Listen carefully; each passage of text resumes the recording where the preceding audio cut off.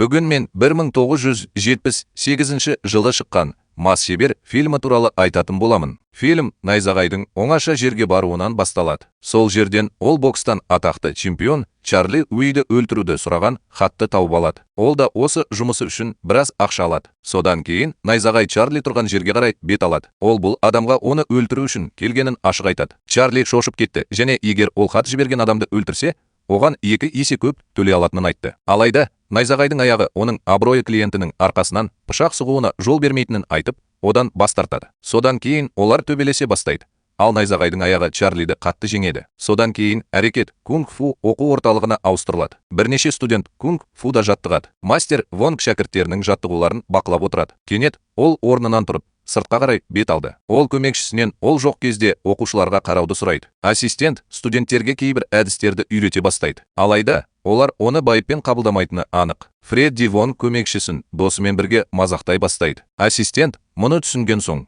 Фреддиге сөгіс айтып, ол мастер Вонгтың ұлы болғандықтан, бұл оның қалағанын істей алатынын білдірмейтінін айтады. Ассистент оған сабақ беруге тырысады. Екеуі төбелеседі. Фредди басымдыққа ие болып, ассистентті оңай жеңеді. Сол күні кешке Фредди мен оның досы кешкі ас ішіп отырғанда, олар көшеде бір сұлу қызды байқап қалады. Фредди бұл қызды құшақтай аламын деп мәлімдейді және достарымен бәс тігеді.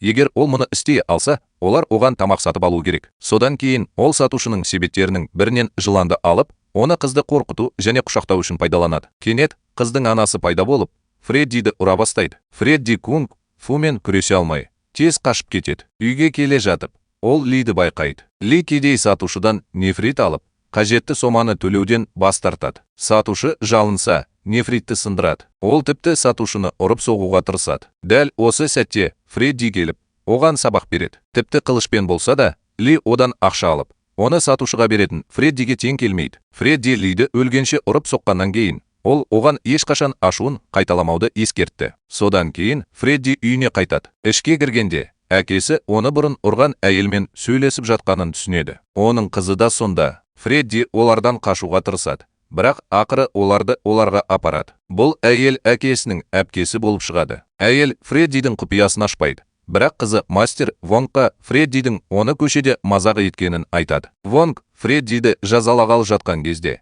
Ли мырза ауыр жарақат алып, бүкіл денесіне сыланған ұлы Лимен бірге кіріп келеді. Ол Фреддидің намыссыздығы үшін жазалануын талап етеді. Вонг ұлын өзі жазалағысы келеді. Алайда оның әпкесі оны жәбірленуші Фреддиді өзі жазалауы керек деп сендіреді. Ол Лиге Фреддиге онымен шабуыл жасайтынын айтады. Оның барысында Ли жауап ретінде шабуыл жасамайды. Лидің бір адамы Фреддиді жеңу үшін оған тек 3 шабуыл қажет деп мақтанады және оны ұра бастайды. Біраз уақыттан кейін онымен шабуыл өткенде Фредди әлі де терлемей аяғынан тұрып жатыр. Бұған ашуланған адам Фреддиге тағы да шабуыл жасай бастайды. Бірақ бұл жолы Фредди дәл солай жауап беріп, оны ұрып тастайды. Содан кейін Ли Фредди мен Вонгтан кек алуға ант беріп, қайта оралады. Содан кейін мастер Вонг Фреддиді жазалауды шешеді. Ол баланы өте қиын асанада күніне кемінде 5 сағат тұруға мәжбүр етеді. Алайда зерделі бала достарын көмекке шақырып, жазаны айналып өтудің түрлі жолдарын табады. Ренжіген әкесі оны қайыр сұрауға үйретуге жазуды ұйғарады. Жазаларының бірінде досы Фредди оған көмекке келіп,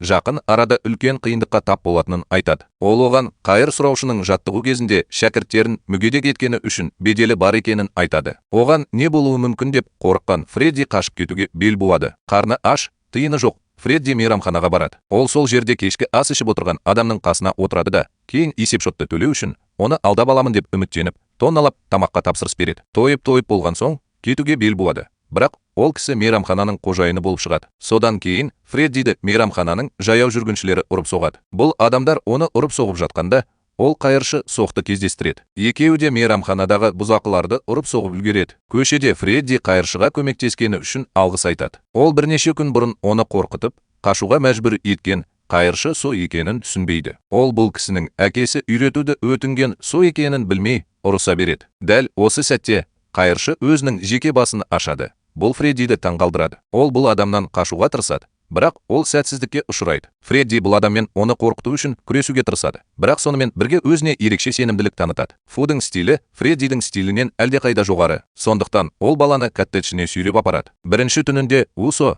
Фредди бірнеше рет қашып кетуге тырысты, бірақ ол мұны істей алмады. Өйткені Со өте қырағы болды. Келесі күні Со Фреддиді жаттықтырады. Фреддиден суды үнемі бір үлкен қазандықтан екіншісіне ауыстырып тұруды сұрайды. Со қарамаған кезде Фредди қазандықтардың біріне батып бара жатқандай кейіп танытады.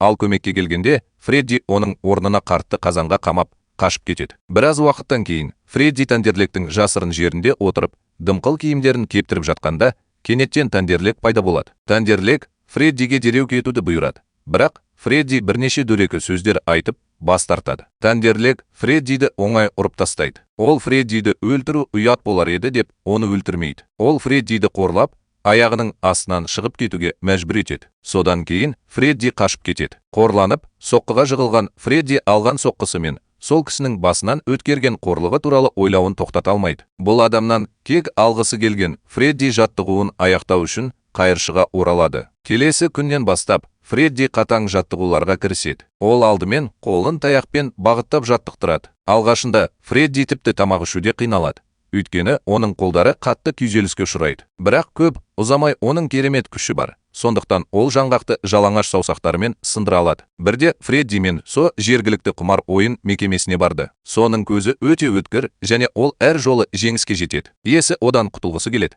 Бірақ сонымен бірге апта сайынғы ішімдікке жеткілікті ақша тапқысы келеді. Со өзінің соңғы ойынында жеңіске жетіп, кетуге дайындалып жатқанда, оған мұнарадағы қаскөйлердің бірі қарсы шығады. Екеуі де бар ақшасына бәс тігеді. Громила алайда алдау арқылы жеңіске жетуге тырысады.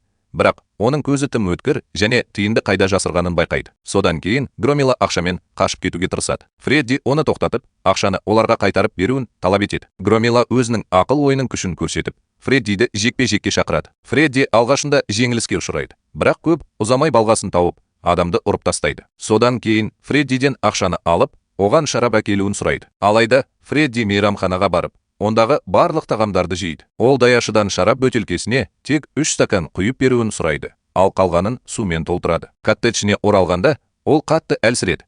Өйткені оның негізгі қуат көзі сусындар болып табылады. Сомен Фреддиді ұрып соғу үшін атақты бамбук жасаушымен бірге өткен заманның бұзушысы келеді. Бамбук шебері Соға шабуыл жасай бастайды. Фредди келгенде ол Со бөтелкесін созады. Бірақ бұл жай ғана су, сондықтан ол бамбук шеберін толығымен жеңе алмайды. Екеуі бамбук шебері кеткенше қашып, жасырынуға мәжбүр. Сол күні кешке ол Фреддиден ішімдік әкелуін өтінгеніне қарамастан, тамаққа ақша жұмсағаны үшін Фреддиге ұрысып қалды. Фреддидің айтуынша, егер Со оны жақсырақ оқытса, оның орнына бамбук шеберін жеңе алар еді. Содан кейін ол оған осы уақытқа дейін Фреддиге негіздерді үйреткенін, онсыз ол ешқашан үйреткісі келетін стильді меңгере алмайтынын айтты. Ол Фреддидің дайын екенін жариялап, 2 банка консервіленген алкогольді ашты. Екеуі де әбден мас болғанша ішкен. Содан кейін ол балаға өзінің 7 шеберінің шеберлігін үйретті. Өзінің ішкі жан дүниесін толық басқаратын Лу шебері, оң аяғы ең күшті Ли шебері,